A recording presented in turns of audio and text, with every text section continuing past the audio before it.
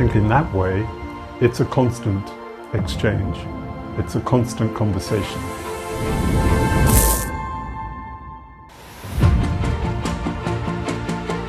And things evolve and grow.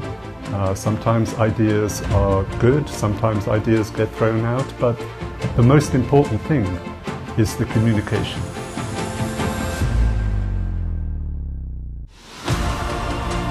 I have been to Beijing several times and it's always left a strong impression on me. It's a magnificent city, well deserving of its status as a capital.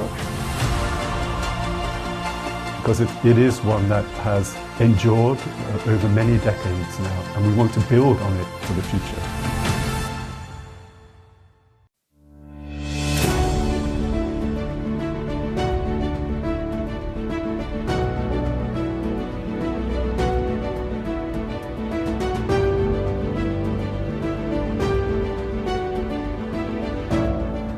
I think in China, because of the nature of Chinese audiences being very open, having a genuine appetite to explore art and culture, and not having necessarily the same context and background, and some people might even say baggage, cultural baggage.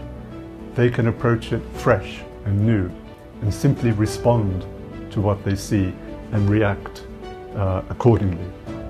And then that becomes something that we can react to.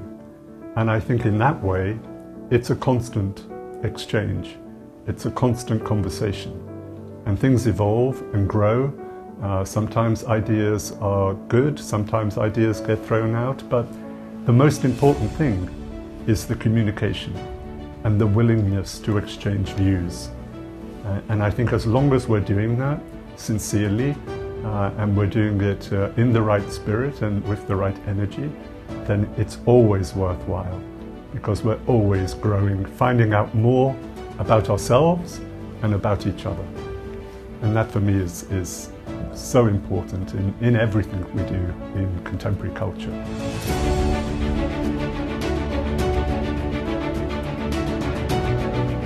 Yes, of course. So I actually started off studying art history. I was interested in European art actually when I started this journey. But as I studied European art history, I became increasingly interested in Chinese art. I wanted to understand more about my own background, I suppose. It was partly a discovery of my own roots. Yes, actually, sometimes it's through opportunities. So when I finished my undergraduate degree, I continued in postgraduate degree wanting to study Chinese art history. And I ended up working with a professor who specializes in Chinese painting. But this opportunity arose to look after the Chinese painting prints and also Central Asian collections. And I'm continuing to learn from this experience.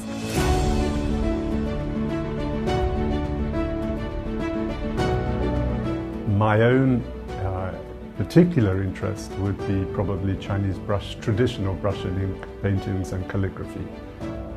I find it incredibly skillful and full of feeling and emotion. And even though I don't understand the calligraphy, I'm absolutely moved, and it takes my breath away. The technique and the scholarship that goes into underpinning that work is quite exceptional, and there's nothing really to compare with it. So my knowledge of Chinese culture, Chinese art, is not a deep one, but it is one that has grown over years, where I have a close affinity to certain artists that I feel I can relate to, the work of Qi Baixie, and others, contemporary artists such as Xu Bing, have a special place for me.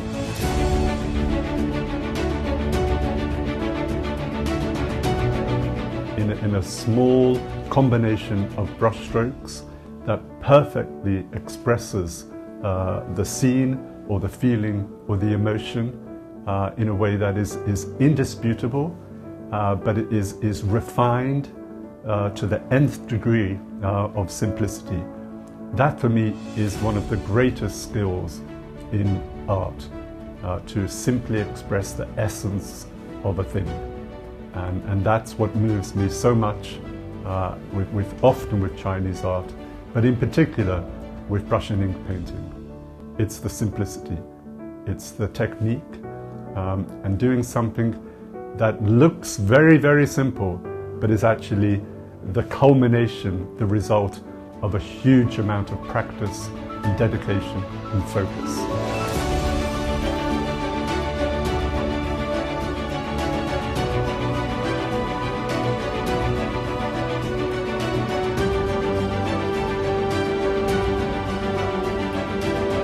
I've had the good fortune in my career to have worked on several major exhibitions and other projects. So one that very close to my heart and in a way called Ming 50 Years That Changed China is also an exhibition that has close connections with Beijing.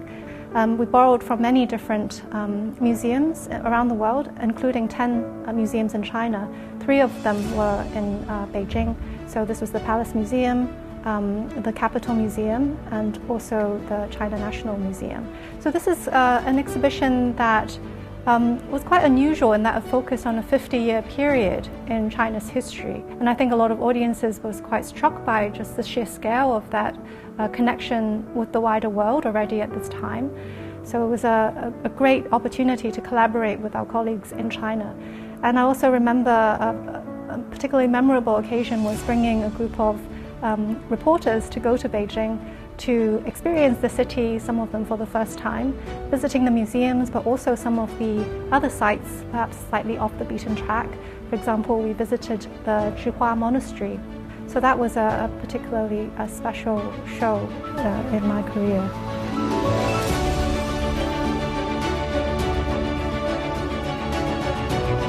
Before I went to Beijing, having known Shanghai very well over a long period of time, I thought the audiences would be very different. But in fact, the people and the energy and the spirit of the people are very similar. The sense of engagement, the willingness to experience new types of art, to be brave and adventurous, not to classify, but always open, actually is something that I've experienced in many Chinese cities across the whole of the nation. Something that was really remarkable for me, which I admire greatly about Chinese audiences, is that they are open to experiencing art, both in museums, in the normal, conventional way that we all visit museums and look at collections and explore our history through art, but also, I think, there is an appetite to experience art in public spaces as well. So I particularly like the fact that Chinese audiences can stumble across art in shopping malls, in a public sphere, outside of the museum, that art literally can spill outside of the walls of the museum into a public space and be encountered by a much wider variety of audience.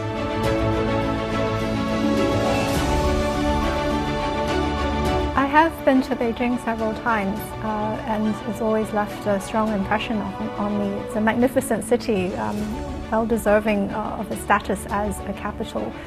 So I sincerely hope that there will be continued collaborations with colleagues in China and Beijing. And also I haven't been there in a number of years. The last time I was there was in 2019. So I very much look forward to an opportunity to visit and see the new developments that are happening there. And certainly with the exhibitions that I've been involved with, they've been really well received, both in Shanghai, Beijing, and other cities throughout China, which is why we always feel a real responsibility to keep this cultural exchange moving, because it is one that has endured over many decades now, and we want to build on it for the future.